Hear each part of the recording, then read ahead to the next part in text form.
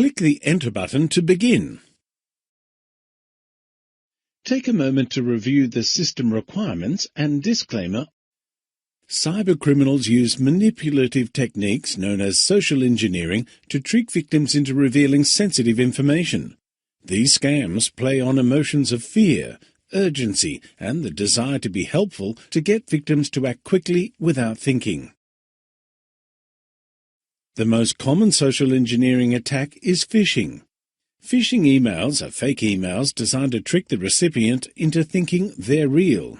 The message attempts to trick the recipient into revealing sensitive information. Phishing emails commonly entice victims to download malicious attachments, click on links to fake websites, or reply to fake offers or requests. Cybercriminals often make phishing emails to look like they're coming from a legitimate source. Many phishing emails appear to be sent from banks, email service providers, charitable organizations, the IRS, the police, USPS, FedEx, UPS, PayPal, or even friends in need. The message often includes a design or logo that mimics the real organization, an urgent request for action, often to provide sensitive information, a promise for reward if instructions are followed, or a threat of penalty or punishment if instructions aren't followed. Phishing emails are getting more sophisticated and harder to spot. Cybercriminals are good at making phishing emails look just like real emails from a trusted organization. You'll have to look carefully to catch phishing emails. Click the tab on this page to learn how to recognize scam emails. Mismatched links. Phishing emails with malicious links will often try to hide them behind a URL that looks legitimate. If you hover your mouse over the link in the email, you will see the actual hyperlink. If it's different than the one displayed in the email, the message is likely a scam. Domain names. Cybercriminals sending phishing emails with malicious links may use spelling and grammar. Phishing emails have gotten more sophisticated and not many have spelling and grammar errors. Requests for personal information. It's always a major red flag if an email unrealistic threats.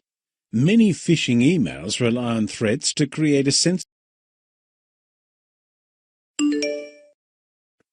Take a look at this sample email. Now hover over the link to see if it's legitimate. What do you think? Is this email safe? Click the link if you trust it, or click to delete it if this is a phishing email. Well done! You've just avoided a phishing attack.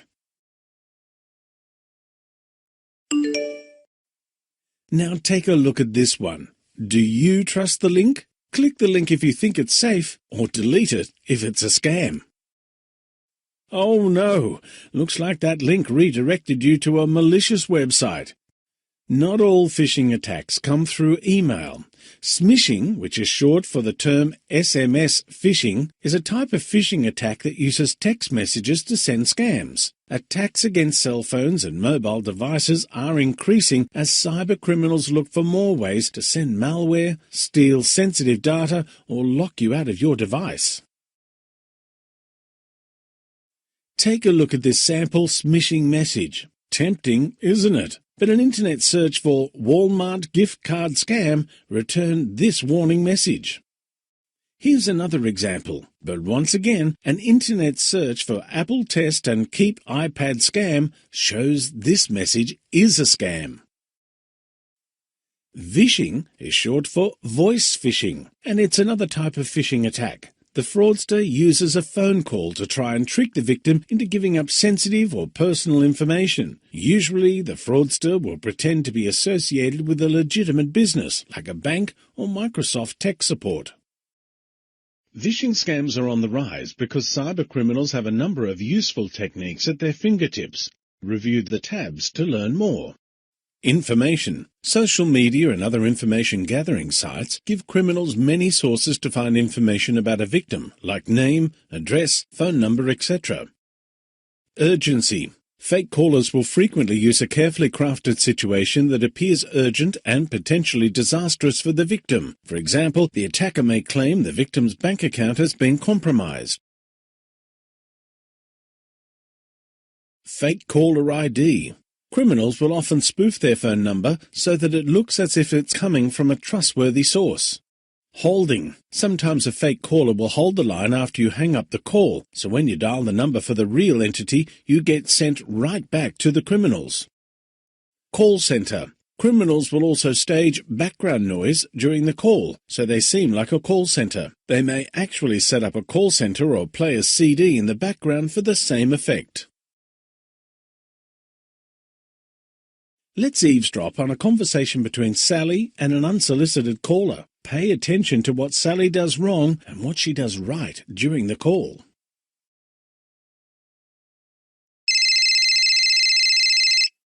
Hello, this is Sally. Hi, Sally. This is Bob Jones, the security manager at your bank. I'm sorry to have to bother you at work today, but we've noticed some unusual activity in your account and need to verify some information with you for security purposes. What kind of unusual activity? In the end, Sally did not trust the caller and hung up, but not before she provided several pieces of information that should not be given to an unknown caller. Let's look at what Sally did wrong and what she did right.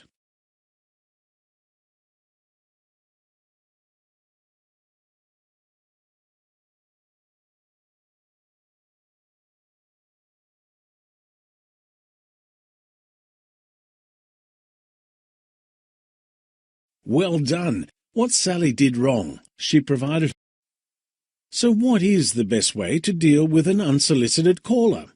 Click each of the tabs on this page to find out. Do not respond to if they call, text. Do not provide if you think the request might be. Another common phishing scenario involves fake tech support calls. Take a look at this warning from the FTC about tech support imposters. Scammers pose as big-name companies. They call or send pop-up messages to scare. Keep it simple. Don't ever give personal or sensitive information over the phone to someone who has called you. If a caller asks you for personal information, hang up. Go to the organization's website directly and find their telephone number to call. Click each of the tabs on this page to learn some best practices to avoid phishing scams. Think before you click. Always keep a skeptical mind when responding to emails, calls, or texts. Be cautious of any message that you don't expect or that doesn't seem right. If you get a message from the New York police about a speeding ticket, but you haven't been in New York recently, it's probably a scam. Be wary of something for nothing. Phishing scams will often try to get you to claim a prize. All you have to do is pay a small fee or tax to receive it. A Nigerian prince wants to send you millions of dollars. You won the lottery without entering? It's probably a scam. Research the message. If you are suspicious of an email making urgent claims or free offers, don't click. Research the email or type the subject into a web search. Chances are you weren't the only one to get the phishing scam, and others may have reported it. Hover over the link. Carefully check the destination of links within emails. If you hover your mouse over the link, it will show the true URL that the link goes to. Let's see how much you've learned about phishing scams. What is phishing?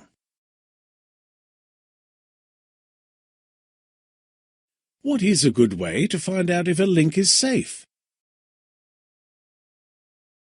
What is smishing? What is smishing?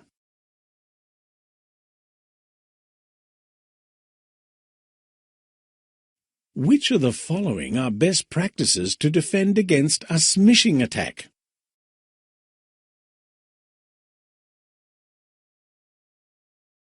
Which of the following are good ways to defend against a phishing attack?